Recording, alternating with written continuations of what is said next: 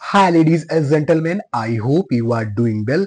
तो मैं सत्यम श्रीवास्तव आप सभी का अपने इस छोटे से यूट्यूब चैनल पर स्वागत करता हूं और आशा करता हूं कि आप लोग अच्छे होंगे और आप लोगों की प्रिपरेशन भी अच्छी चल रही होंगी। तो यहाँ पर आज एक और मुद्दे को हम लोग डिस्कस करेंगे जो कि है सिंधु जल समझौता। दोस्तों, क्या है सिंधु जल समझौता के बारे में आज हम यहाँ पर डिस्कस करेंगे और इसको बहुत ही सरल भाषा में समझेंगे कि आखिर ये समझौता है क्या। इसी के साथ साथ यहाँ पर बूंद बूंद पानी को तरसेगा पाकिस्तान। दोस्तों, वो कैसे तरसेगा उसे भी हम लोग आगे डिस्कस करेंगे। तो आप लोग मेरे साथ बने रहिए। सबसे पहले हम लोग यहाँ पर डिस्कस करते हैं, जैसे कि अभी आपने सुना ही होगा। आज इतने दिनों से, आज 3-4 दिनों से हम लोग इसे डिस्कस कर रहे हैं कि जो पहलगाम आतंकी जो हमला हुआ है उसी के परिप्रेक्ष्य में ये सारी चीजें यहाँ पर हो रही है। दोस्तों, ठीक है।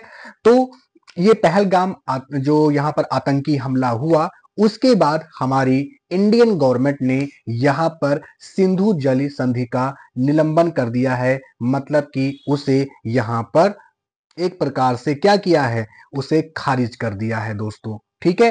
तो कश्मीर के पहलगाम में हुए आतंकी हमले के जवाब में भारत सरकार द्वारा 1960 के सिंधु जल समझौते को अस्थायी रूप से निलंबित करने के फैसले ने कई सवाल खड़े किए हैं। दोस्तों, तो हमारी भारत सरकार ने यहाँ पर जो सिंधु जल संधि का जो समझौता था 1960 का, उसे यहाँ पर अस्थायी रूप से निलंबित कर दिया है। दोस्तों, ठीक है। इस संधि में क्या क्या शामिल है और यह संधि सबसे ज्यादा किस देश के लिए फायदेमंद है और सबसे महत्वपूर्ण सवाल क्या क्या वास्तव में इस्लामाबाद को क्या ये बड़ा झटका दे सकता है, इन सारे बिंदुओं को हम यहाँ पर एक एक करके चर्चा करेंगे। दोस्तों, ठीक है। तो आगे बढ़ते हैं। सबसे पहले अगर हम देखेंगे तो यहाँ पर मैंने यहाँ पर एक आपको मैप लगाया हुआ है इंडस वाटर ट्रीटी के बारे में। दोस्तों, यहाँ पर ठीक है। तो इस मैप को भी हम लोग अभी कुछ देर में डिस्कस करेंगे। पहले समझते हैं कि सिंधु जल समझौता है क्या।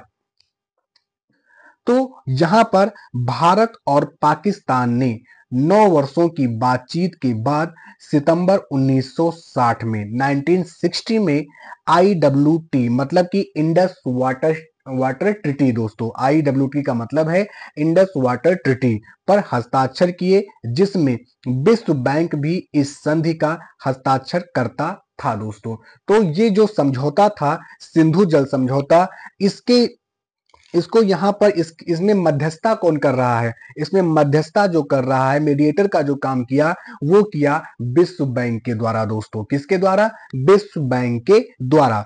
और यह संधि सिंधु नदी और उसकी 5 सहायक नदियों कौन कौन सी हैं? सतलज, ब्यास, रावी, झेलम और चेनाब के पानी के उपयोग पर दोनों पक्षों के बीच सहयोग और सूचना के आदान प्रदान के लिए एक तंत्र निर्धारित करती है। तो इस संधि में बेसिकली कहा गया था कि सिंधु नदी और उसकी 5 सहायक नदी जो कि कौन कौन सी हैं? सतलज है, यहां पर आप दे सकते हो, ठीक है। ब्यास है, यहां पर आप दे सकते हो। रावी आप यहां पर देख सकते हो, साथ ही साथ झेलम यहां पर आप देख सकते हो और चेनाब यहां पर आप देख सकते हो मैप में। तो इन नदियों के पानी के उपयोग पर दोनों पक्षों यानी कि इंडिया और पाकिस्तान के बीच यहां पर सहयोग की भावना के लिए यह संधि लाई गई थी और साथ ही साथ दोनों देश आपस में सूचना इस नदियों के बारे में इस सूचना यानी आदान प्रदान वो करेंगे, इस पर भी यहां पर सहमति हुई थी। संधि ने निर्धारित किया कि सिंधु नदी प्रणाली की 6 नदियों के जल को भारत और पाकिस्तान के बीच कैसे साझा किया जाएगा। ये जो समझौता था ये एक लाइन यहां पर क्रिएट कर दिया, ये निर्धारित कर दिया कि जो सिंधु नदी प्लस जो 5 इसकी सहायक नदी है, टोटल 6 नदियों का ये है।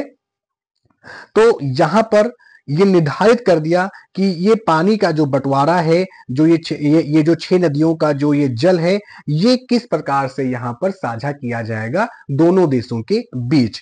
इसके तहत क्या किया गया, इस समझौता के तहत, तो 3 पश्चिमी नदियां कौन कौन सी हैं, सिंधु, चेनाब और झेलम। आप यहाँ पर देख सकते हो, यहाँ पर इंडस, झेलम और चेनाब दोस्तों, ठीक है। ये कौन सी नदियां हैं, ये हमारी वेस्टर्न, ठीक है, यहाँ पर मैंने डब्लू लिख दिया है, वेस्टर्न यानी कि पश्चिमी नदियां जो है, ये 3 नदियां को अप्रतिबंधित जल उपयोग के लिए पाकिस्तान को आवंटित किया गया तथा भारत द्वारा कुछ गैर उपभोग कृषि, जैसे कि कृषि हो गया, घरेलू उपयोग को छोड़कर अन्य 3 पूर्वी नदियां जैसे कि राबी, आप यहां पर देख सकते हो, यहां पर राबी, ब्यास और साथ ही साथ कौन सी है, यहां पर सतलज दोस्तों, ठीक है। तो राबी, ब्यास और सतलज को अप्रतिबंधित जल उपयोग के लिए भारत को आवंटित किया गया था। तो आपने क्या समझा कि इसके तहत जो पश्चिमी 3 जो नदियां थी, सिंधु, चेनाब, झेलम को अप्रतिबंधित, मतलब कि उस पर कोई प्रतिबंध नहीं लगाया गया, अप्रतिबंधित जल उपयोग के लिए पाकिस्तान को आवंटित किया गया। साथ ही साथ भारत द्वारा कुछ गैर उपभोग यानी कि कुछ गैर उपयोग जो है, जैसे कृषि हो गया, घरेलू उपयोगों को छोड़कर अन्य 3 पूर्वी नदियां राबी, ब्यास और सतलज को अप्रतिबंधित जल उपयोग के लिए भारत को आवंटित कर दिया गया। मतलब कि जो ये पश्चिमी नदियों का जो जल था, वो यहाँ पर पाकिस्तान के लिए आवंटित किया गया, ठीक है, अप्रतिबंधित जल उपयोग के लिए। और यहाँ पर पूर्वी नदियां जो ये थी, इसको अप्रतिबंधित जल उपयोग के लिए भारत को आवंटित किया गया दोस्तों, कि हाँ, आप इससे आप अपना उपयोग कर सकते हो, भारत आप यहाँ उपयोग कर सकता है। इसका मतलब अब क्या हुआ, ये जो समझौता हुआ, जो मैंने आपको अभी ऊपर ये बताया, इसका मतलब ये है कि जल का 80% हिस्सा जो है दोस्तों, वो पाकिस्तान में चला गया, जबकि शेष 20% जल भारत उपयोग के लिए छोड़ दिया गया। तो यहाँ पर कहीं ना कहीं एक प्रकार से यहाँ पर भी आप कह सकते हो कि जो एक 80% का जो हिस्सा था, वो पाकिस्तान में चला गया था, शेष 20% ही भारत उपयोग के लिए इसे यहाँ पर छोड़ा गया था। लेकिन आगे समझते हैं कि ऐसा क्यों है। तो यहाँ पर एक अस्थाई सिंधु जल आयोग बनाया गया दोस्तों। क्या बनाया गया, अस्थाई सिंधु यहाँ पर आयोग बनाया गया। इसके लिए दोनों देशों को, दोनों पक्षों के अस्थाई आयुक्तों द्वारा एक अस्थाई सिंधु जल आयोग की स्थापना की भी आवश्यकता थी। और सिंधु जल संधि के अनुसार आयोग वर्ष में कम से कम एक बार नियमित तौर पर भारत और पाकिस्तान में बैठक करेगा। मतलब कि ये जो आयोग जो था, ये बनाया गया, इसमें ये कहा गया कि कम से कम वर्ष में एक बार नियमित तौर पर भारत और पाकिस्तान में इस आयोग की बैठक करेगा, जिस पर आपस में यहाँ पर विचार विमर्श किया जाएगा। नदियों पर अधिकार को लेकर तो अगर हम बात करें, तो झेलम, चेनाब और सिंधु के पानी पर पाकिस्तान का अधिकार है। वही इंडस वाटर ट्रीटी के अनुसार सी में के अनुसार भारत को कुछ यानी कृषि उपयोग की अनुमति है, जबकि यहाँ पर रन ऑफ द रिवर जल विद्युत परियोजनाओं का निर्माण करने की अनुमति देता है, जिसका अर्थ है कि पानी के भंडारण की आवश्यकता नहीं है। मतलब ऐसा नहीं है कि जो झेलम, चेनाब और सिंधु जो इस पर जो पानी का जो अधिकार है, वो पाकिस्तान का है। इसमें भारत को जैसे कुछ कृषि उपयोग की अनुमति है दोस्तों यहाँ पर, ठीक है। ये नहीं कि हाँ, वो इसका पानी अपने कृषि के लिए उपयोग नहीं कर सकेगा, ठीक है। तो वो कृषि के लिए इनका भी पानी वो उपयोग में यहाँ पर ला सकता है दोस्तों, ठीक है। तो यहाँ पर हाँ, आगे बढ़ते हैं। तो इंडस वाटर ट्रीटी जो था, वो सिंधु जल संधि के अनुच्छेद 9 दोस्तों, यहाँ पर अनुच्छेद 9 के तहत 3 चरणों वाला विवाद समाधान तंत्र भी प्रदान करता है, जिसके तहत दोनों पक्षों की प्रश्नों को यहाँ पर प्रश्नों का समाधान अस्थाई आयोग में किया जा सकता है, तथा इन्हें अंतर सरकारी स्तर पर भी यहाँ पर उठाया जा सकता है। मतलब इंटर गवर्नमेंटल स्तर पर भी इसे यहाँ पर उठाया जा सकता है। जल बंटवारे को लेकर देशों के बीच अनसुलझे प्रश्नों, जैसे कि मतभेदों, जैसे कि तकनीकी मतभेद के मामले में कोई भी पक्ष निर्णय लेने के लिए तटस्थ विशेषज्ञ की नियुक्ति हेतु विश्व बैंक से संपर्क कर सकता है दोस्तों, ठीक है। साथ ही साथ यहाँ पर अगर कोई यहाँ पर मान लीजिए अगर अगर भारत चाहता है कि हाँ, अगर इस संधि में हमें कोई हमें यहाँ पर कोई सुझाव चाहिए या उसके मन में कोई विचार या विमर्श है, तो उसके लिए वो एक तटस्थ विशेषज्ञ यहाँ पर क्या कर सकता है, नियुक्त के लिए विश्व बैंक से संपर्क कर सकता है दोस्तों। ठीक है, तो ये थोड़ा सा आप यहाँ पर ध्यान में रखना इस चीज को। आगे बढ़ते हैं। भारत द्वारा सिंधु जल संधि को निलंबित करना, तो भारत द्वारा सिंधु जल यहाँ पर निलंबित करना इसकी स्थापना के बाद से पहली बार है। मतलब जब से इस सिंधु जल संधि आयोग की जो स्थापना की गई थी, उसके बाद से ये पहला निलंबन हुआ है, ये पहली बार ऐसा भारत ने किया है। ठीक है, और करना भी चाहिए। मैं तो कहता हूं कि पूरा का पूरा जो 80% पानी है ना, वो भी किसी ना किसी प्रकार से, पानी ही नहीं, इनका यहाँ पर पानी दाना सब यहाँ पर ऐसा करना चाहिए कि इनका बंद हो जाए दोस्तों। ठीक है, जो सीमा पर आतंकवाद से जुड़ी जल कूटनीति, वाटर डिप्लोमेसी में बदलाव का संकेत है। तो आप इसे एक प्रकार से क्या कह सकते हो, वाटर डिप्लोमेसी आप कह सकते हो। ठीक है, तो ये थोड़ा सा आपको ध्यान में रखना पड़ेगा। इसी में एक टॉपिक और आता है इसी संधि में कि वियना कन्वेंशन का अनुच्छेद 62 क्या कहता है दोस्तों।